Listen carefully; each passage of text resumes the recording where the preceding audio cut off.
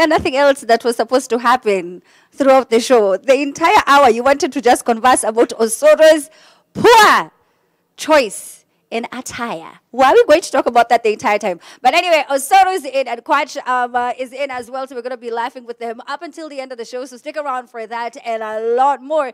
As I've said, the hashtag is Hey Amina at the Trend Live on social media. I am standing here with Alice Owambo. Hi, Alice. Hi, Amina. Now, before we even start talking about EABL, I just wanted to tell you that today is International Beer Day. So now today being the first Friday of August, it's not only the start of the weekend, but also International Beer Day. Now, it's supposed to be a special day for beer lovers in the entire world, clearly. Friday couldn't have gotten any better. No wonder it's referred to as Friday, TGIF. Now, the day was set up back in 2007, and it all began in California when a man named Jesse Avshalomov. Yes. I said it right, I think. Said it right. I've been trying to rehearse it this entire time. Avshalomov. He decided that beer and its makers deserve a day. They deserve a day to be honored. However, here in Kenya, we started celebrating it in 2011. Now, the sole purpose of this day, which is celebrated in over 200 cities across the world, is to gather with friends, with family, enjoy a beer, you know, just one or two for the road. Celebrate people who brew and serve it, to unite the world under the banner of beer. Clearly, beer somehow manages to do what politicians have tried to do for centuries, which is unite people and bring them together. Amen. Okay? A common cause for good.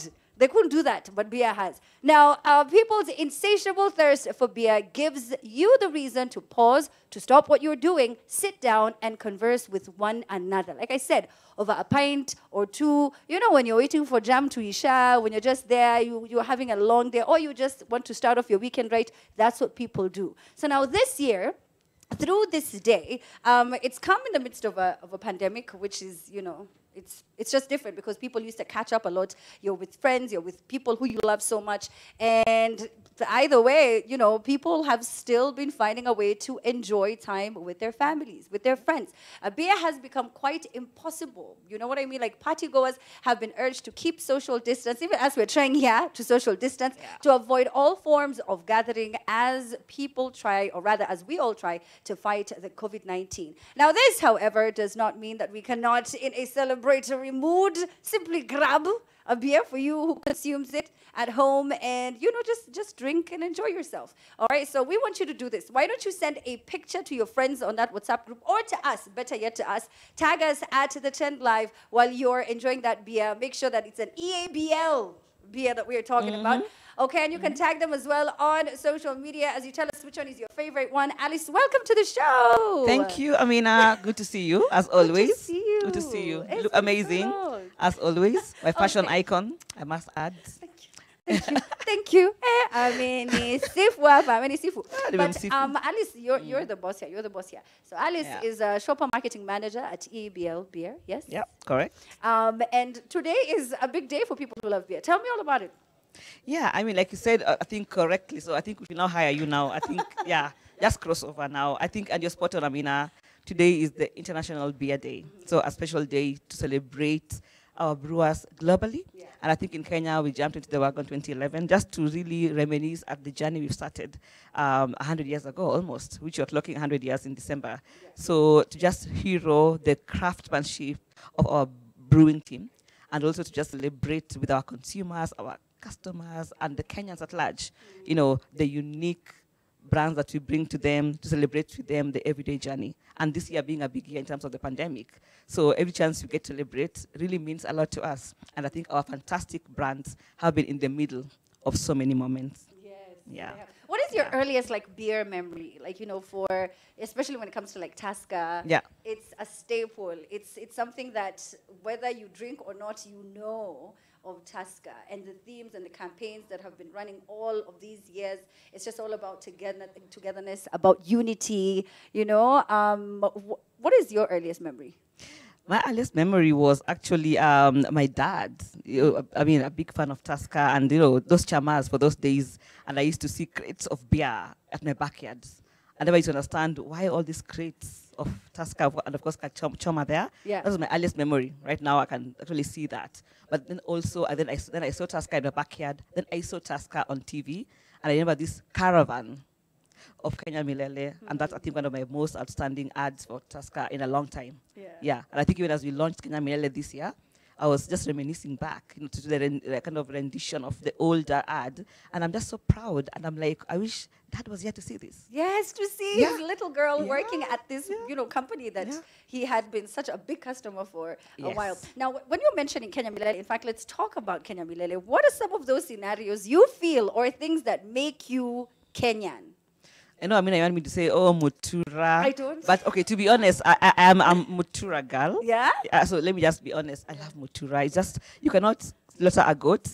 And I won't leave that event until I have a taste of a finely made, authentic Mutura. But over and above that, I think I love our Kenyan sceneries. I love the coastal lines for many reasons.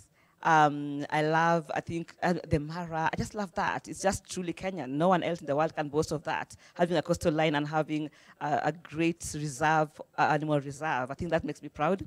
But I also love, like you said, the unity. We are all about each other's backs. We're all about, let's share. Like right now, I think I would share this after with you. Let's share this. Because it's late, and you're both moms, so we need to share this so that, we can be functional. So, I love the sharing culture of Kenya and the hard work. The hard work, I think we are brought up with the hard work spirit, and I think we see it every day Kenyans. We just strive for a better tomorrow every single day. And we're all together in all this, So that makes me proud to be Kenyan. Oh, nice. Yeah. I know who you can share it with. Not me, but you can share it with Osoro and Kwach on the other. In fact, they're waiting. We just leave this kaba. We leave it for them. Now, as I was doing my research, through your brands, Alice, you've managed to impact the community. That is through your Senator Keg brand. You've managed to award over 450 consumers around the country with motorbikes, which has gone on to create employment. What is, when we're talking about impacts, why is this so important to you as a brand to give back? I'm glad you asked about Senator. I think we maybe don't talk enough about Senator. The story of Senator is a really personal one to us as Kenyans, to the government, and to KBL. So 15 years ago, we woke up and saw the pandemic that was happening in terms of our consumers being affected health-wise, drinking illicit and local brews that were not legit, so to speak. So I think that was a big moment for KBL to seize that opportunity together with government partnership and to bring up Senator, a healthy, very high quality brand, affordable as well to this population mass, right? So we've walked the journey 15 years later. We've transformed the quality of drinking. They're drinking better now. Right now, about 2 million consumers drink Senator every month. That's a big number to pull out from illicit as well. So that's the first pride that we have, that we are safeguarding the health of our consumers, right? Secondly, we have a value chain that is just expansive. Think of the sorghum farmers. We spend hundreds of millions every year to pay these farmers. So sorghum is big because, one, it's a raw material for us, but also it's a source of food for these farmers. So they're able to feed themselves, they're able to make profits from selling to companies like KBL and all that. And thirdly, think of all the bar owners and distributors. We have about 20,000 bars now. Can you imagine all those people you've employed and their families? So for every one bar, think about 8 employees working there and their families. Do the math. So the value chain for Senator is undisputed. It's an emotional story for us. It's in the fabric of Kenya. And don't forget, how much you give back to the government as well. So I think it's a really emotional story. Yeah. Wow, so it's a lot bigger than just that one specific campaign. It's a lot bigger than that. So it's been 15 years of helping very many Kenyans, get a roof over their heads, put some food on their table, and be able to take their kids to school. So it's a lot bigger. And you're right, you mentioned the farmers. I like that. So now quickly, let's talk about some of the campaigns that have stood out for you, just 2 of them. We've talked about Kenya Milele. We've talked about the numbers that we're working out with Senator. What about the other ones? I think I cannot not talk about Guinness. I think we've done some fantastic campaigns with Guinness and football. I think world award-winning, global acclaimed awards for Guinness, I think, over time. So those are stood out for me. Every Guinness campaign for me is goosebumps. So kudos to the Guinness team, 1-0. If you're watching, well done to you. And of course, Tusker, coming back with Kenya Milele. Again, kudos to Jean, who's the brains behind Tusker Kenya Milele. And of course, you also have White Cap, which has come of age now as a brand that we now cherish. And I think it's now at the hands of many consumers with programs like Rhino Charge. So, and we have Catherine at the back of that. So I think a lot of stuff coming through across all the portfolio, So I'm proud. First of all, you know what I'm more proud of? The fact that everyone you're shouting out are women. Shout out to you, EMBL. Thank you so much for that. Everyone you're shouting out, I'm like, wait, that's a Yeah. lady, and that's a lady, and that's a lady. Oh my day. Well, hello to all of the ladies working over There's one at more lady, though, EMBL. I need to mention. So our head of BI is also female, Anjoy Mishira. Fantastic lady, like, you know, she's really inspired all of us to step up as women for in leadership and to just drive our agenda as women in the business. So again, AJ, I know you're not at work right now, but kudos to you. Kudos to all of you ladies. Yeah. All right, so now what exactly can people expect, especially the consumers of your brand? What can they expect from Kenya Breweries as we go ahead to celebrate this day? Because I'm so sure it's going to stretch throughout the weekend. Yes. So I think we have a couple of programs lined up. And that's to top of my mind. I know we have a partnership with K1, long-standing partnership, and they're going to have brunch activities tomorrow and Sunday afternoon as well. But also we have a couple of top accounts that we partner with. We're going to drive fantastic offers, affordable at affordable prices, paired with food, because I know beer and food is just the thing to do, right? So we have that across various accounts within Nairobi, Coast, a bit of Kisumu as well. Yeah. And I also love the fact that you also push for responsible drinking, safe drinking, right? Anything you want to add on to that real quick before I get into a game that I want us to play? It's going to take us a few seconds. It's not going to take long. But let's just real quick talk about responsible drinking, which I know is also a very important message that EABL always wants to push out. It is. And I mean, if you think about our society today, you know, our youth are bombarded by negative messages about what drinking should be. You know, so they enter into the drinking space at 18 plus, and they're not really aware or educated on what are the limits for them to drink alcohol, and what are the impacts of overconsumption.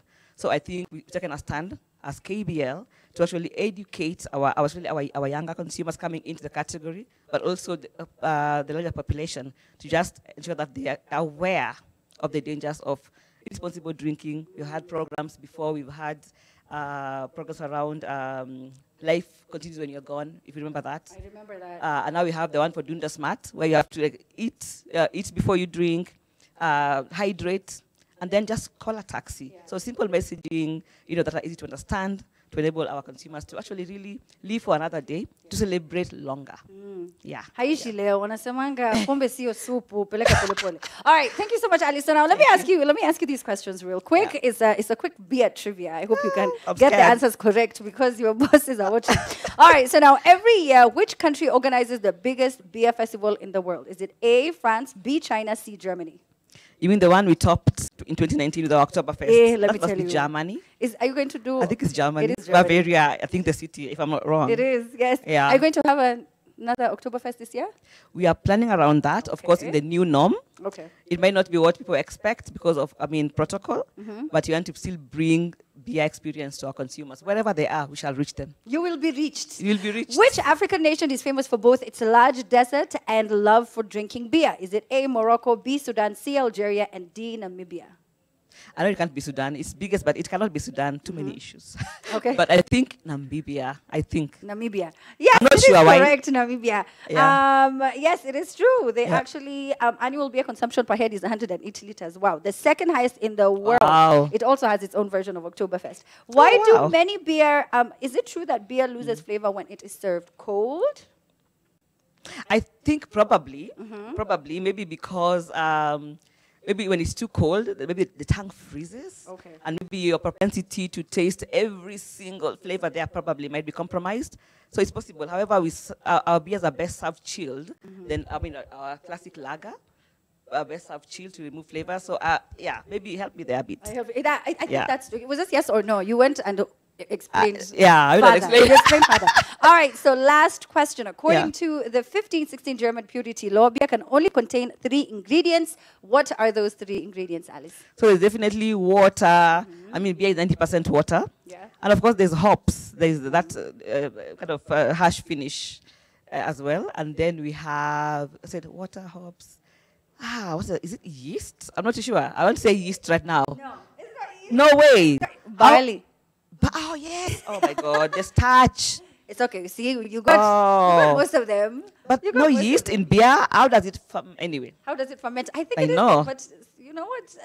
It's just Those guys were innovative, so you never know. you never know. You You never never know. know. But you did well. You did well. I want to high Thank five you you. from far. We don't high five anymore. Yeah, yeah. But there you go. Thank you so much for coming, Alice. Thank you Happy so International much. Beer Day yourself. I know you Thank had a very you. long day full of different activities. Cheers. Cheers to you. Yeah. Cheers to you.